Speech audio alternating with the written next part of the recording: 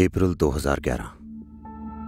लखनऊ से दिल्ली जाती हुई ट्रेन की पटरी के किनारे एक अधमरी सी लड़की पाई गई।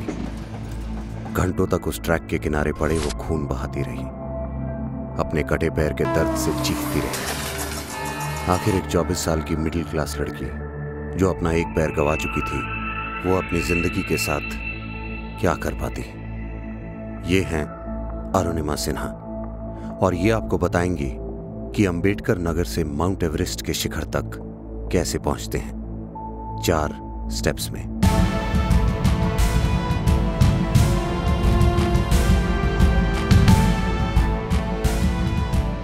कुदरत की बनाई 8 किलोमीटर ऊंची दीवार, इसको 4 कदमों में पार करना कैसे पॉसिबल है? खासकर तब जब पहला कदम उठाना ही एक चुनौती हो, और चुनौती से लड़ने का सिर्फ एक तरीका है। स्टेप 1, दूसरों की नहीं, अपनी सुनो। भूल जाओ कि तुम क्या थे या क्या हो। लोगों के ओपिनियंस को पीछे छोड़कर आगे बढ़ना, अपने डर को पीछे छोड़कर आगे बढ़ना बहुत दम लगता है, बहुत रिस्क होता है। मतलब इतना तक था कि हॉस्पिटल के बेड में मैं थी और करीब एक 20-25 मिनट के एक डॉक्टर आए और बात कर रहे थे। जब वो चले गए तो मुझसे वहाँ की नर्सेज और डॉक्टर सब पूछे कि अरुणिमा पता है कौन था? तो मैंने बोला नहीं। बोले मानसिक डॉक्टर थे, तुम्हें चेक करने के लिए आए थे कि तुम मतलब सदमे में तो नहीं, क्योंकि मैंने एवरेस्ट के बारे में जब बोला था तो लोगों ने मुझे पागल समझा था। लोग क्या कहते हैं इग्नोर करना आसान है, पर 8 किलोमीटर की ऊंचाई पर लटक कर दिल क्या कहता है इग्नोर करना थोड़ा मुश्किल। हर एवरेस्ट के रास्ते पर एक डेथ जोन पड़ता है। जमीन से ऊंचाई 8 किलोमीटर, जमीन की तुलना में ऑक्सीजन 3 गुना कम, टेम्परेचर -60, सेफ्टी हार्नेस नहीं मिलेगी। मिलेंगे तो बस 2 रास्ते, एक जो वापस अपने घर को, अपनी रोजमर्रा की जिंदगी को वापस जाता है, और दूसरा जिस पे कोई रिस्क लेकर अपना नाम बनाता है। स्टेप 2, खतरों की राह पकड़ो।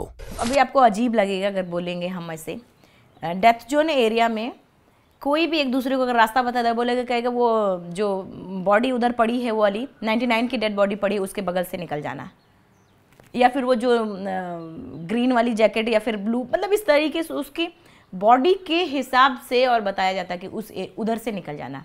वो जो कनेडियन लड़की कनेडियन फ्लैग में है, उधर से उसके बगल से उसके ऊपर वाले हिस्से से निकल जाना, ऐसे बताते हैं एक दूसरे को। डेथ जोन को डेथ जोन यूं ही नहीं कहते। हिम्मत को दिल में, अपने शिखर को अपनी नजरों में रखो। स्टेप 3, जो भी हो बढ़ते रहो। मैंने जब वहाँ की वो स्थिति देखी थी तो मैं खुद भी शॉक रह गई थी। एकदम सही पूछो तो मेरे एक रोंगटे मेरे खड़े हो चुके थे और मेरी हेडलाइट ऐसे जिधर ही जा रही थी मुझे उधर ही डेड बॉडीज नज़र आ रही थी। अच्छे माउंटेनियर, अच्छे दिलेर के हौसले धरे तब रह जाते हैं जब अपनी आंखों के सामने किसी को मरता देखता है। इतना ही नहीं, मैं जिस रोप में थी उसी रोप में एक बांग्लादेशी, मतलब मैं थोड़ा दूर हूँ उनसे, और उनका हाथ ऐसे हिल रहा था, मुंह से आवाज़ आ रही थी। और जब तक मैं उनके पास पहुंची उनकी बॉडी एकदम शांत हो चुकी थी और मर चुके थे वो। 10 से 15 सेकंड खड़े होकर मैंने सिर्फ इतना बोला, अगर इन सब में से सभी ने एवरेस्ट सबमिट कर लिया तब तो ठीक है, और नहीं सबमिट किया है मैं सब के लिए एवरेस्ट सबमिट करूँगा, जिंदा जाऊँगा। हिलेरी स्टेप के करीब में जब मैं पहुँची तो मेरा शेरपा ने मुझसे पीछे से कहा कि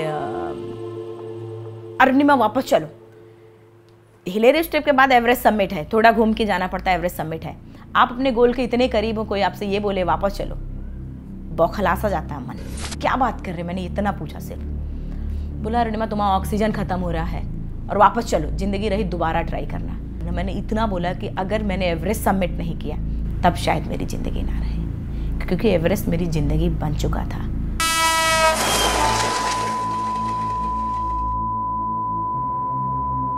हाँ, पता है कि एवरेस्ट 4 कदमों में पार नहीं किया जा सकता।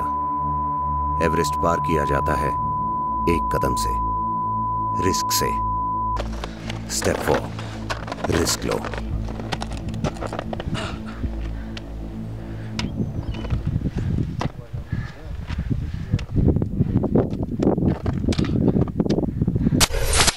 आज मेरे लाइफ का सबसे बड़ा सपना पूरा हुआ और मैं टॉप ऑफ द वर्ल्ड पे हूँ और बहुत खुश हूँ और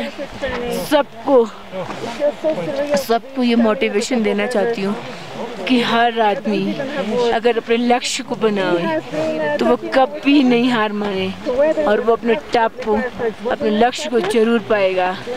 इसलिए जैसे मैं ऐसी हालात में होने के बाद भी मैं आज यहाँ हूँ।